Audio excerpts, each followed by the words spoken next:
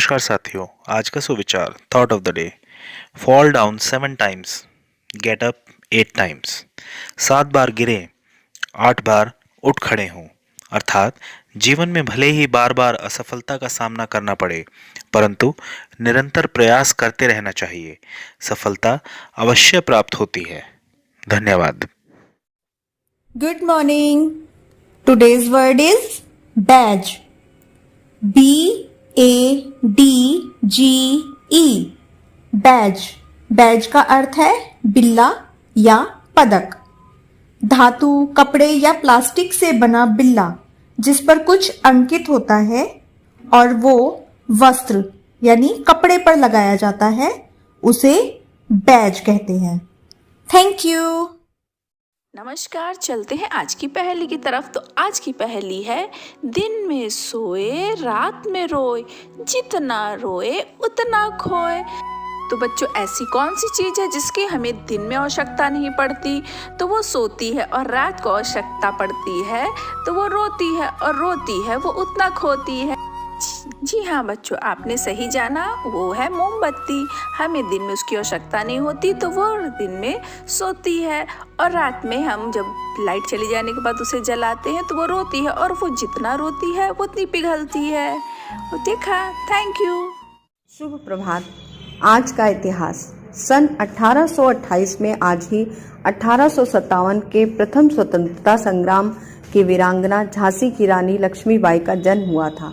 आज ही सन 1917 में भारत की महिला प्रधानमंत्री इंदिरा गांधी का जन्म हुआ था। धन्यवाद। नमस्कार।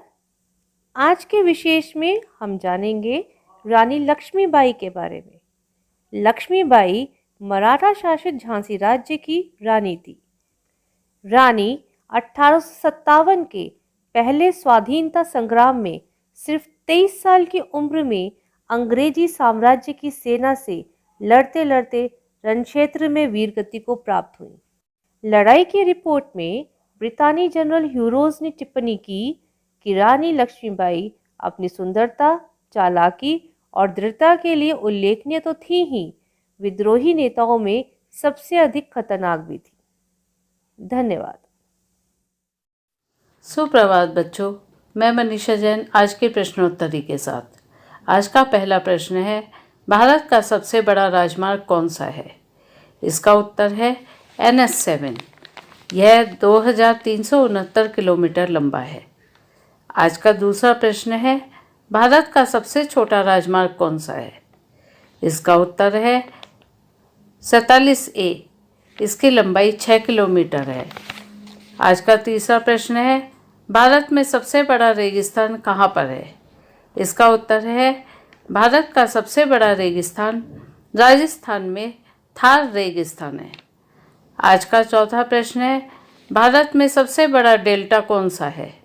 इसका उत्तर है, भारत का सबसे बड़ा डेल्टा सुंदरबन है। आज का पांचवा प्रश्न है, भारत का सबसे लंबा सेतु कौन सा है? इसका उत्तर है महात्मा गांधी सेतु। यह पटना में स्थित है। धन्यवाद। नमस्कार प्यारे बच्चों, सुनिए आज की कविता मेरी जुबानी यानी अर्चना पांडे की जुबानी। बच्चों, परियों की कहानी और परियों की कविताएं आपको बहुत भाती हैं। आज उसी को मद्देनजर रखते हुए हम आपके लिए परियों की एक कविता लेकर आए हैं, तो गुनगुनाइए मेरे साथ। आइए, तैयार हैं आप सब? कहते हैं परियों की रानी रहती है पर्वत के पार, रात चांदनी में आ जाती अपने नीले पंख पसार, गुनगुन गुनगुन गाना गाती फूलों से करती श्रृंगार, छम छम छम छम नाच दिखाती उसकी सुंदर सखियां चार। आपको ये कविता बहुत भाई होगी। इसके साथ ही धन्यवाद।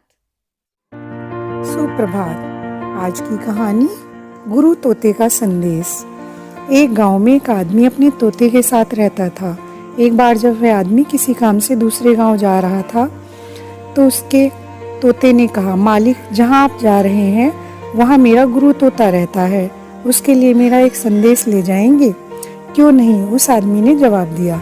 तोते ने कहा, मेरा संदेश है, आजाद हवाओं में सांस लेने वालों के नाम एक बंदी तोते का सलाम। वह आदमी दूसरे गांव पहुंचा और वहां उस गुरु तोते को अपने प्रिय तोते का संदेश बताया। संदेश सुनकर गुरु तोता तड़पा, फड़फड़ाया और मर गया। जब वह आदमी अपना काम समाप्त कर वापस घर आया तो उस तोते ने पूछा कि क्या उसका संदेश गुरु तोते तक पहुंच गया था। आदमी ने तोते को पूरी कहानी सुनाई कि कैसे उसका संदेश सुनकर उसका गुरु तोता तत्काल मर गया था। ये बात सुनकर वह तोता भी तड़पा, फड़फड़ाया और मर गया। उस आदमी ने बुझे मन से तोते को पिंजरे से बाहर निकाला और उसका दाह संस्कार करने के लिए ले जाने लगा। जैसे ही उस आदमी का ध्यान थोड़ा भंग हुआ, वह तोता तुरंत उड़ गया और जाते जाते उसने अपने मालिक को बताया, मेरे गुरु तोते ने मुझे संदेश भेजा था कि अगर आज़ादी चाहते हो तो पहले मरना सीखो।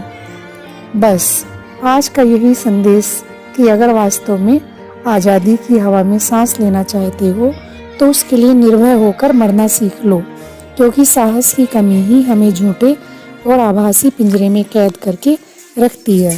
धन्यवाद। सुप्रभात, मैं प्रेम वर्मा। आज मोटिवेट योरसेल्फ में बात करेंगे योग्यता और उपयोगिता की। हर व्यक्ति में अलग अलग योग्यताएं होती हैं।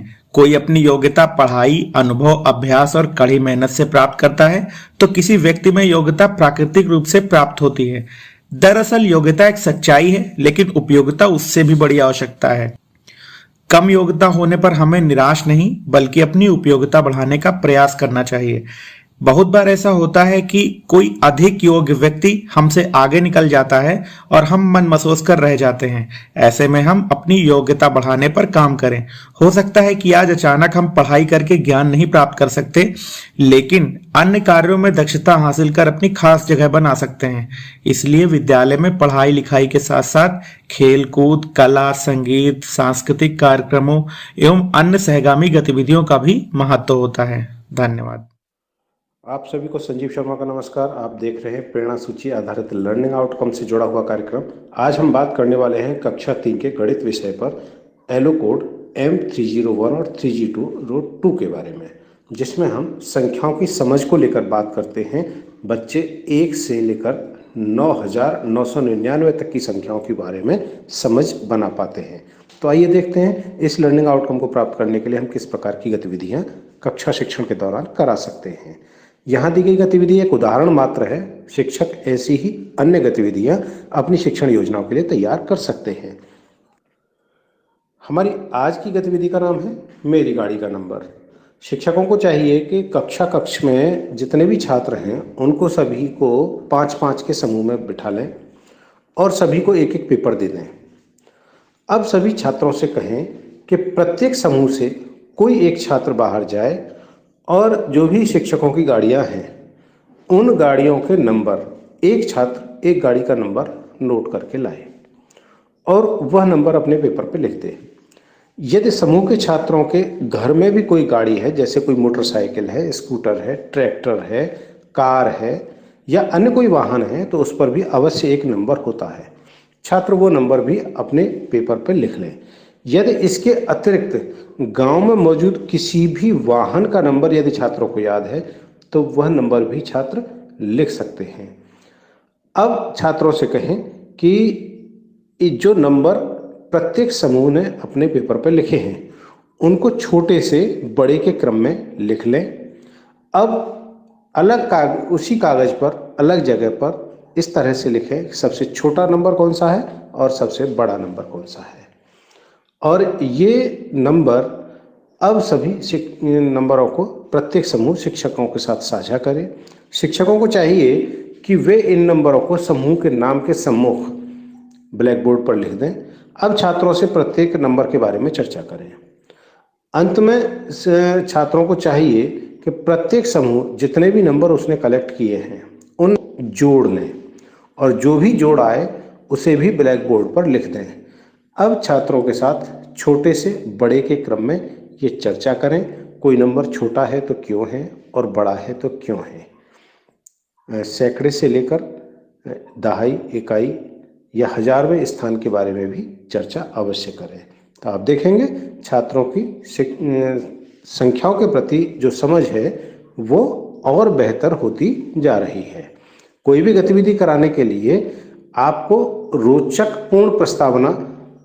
रोचकता से भरी हुई प्रस्तावना अवश्य होनी चाहिए। तो इस प्रकार से ये गतिविधि करा सकते हैं और इस लर्निंग आउटकम को हम पूरा कर सकते हैं। सभी शिक्षकों से अनुरोध है कि कोई भी गतिविधि कराने से पहले समुचित निर्देश अवश्य दे दें।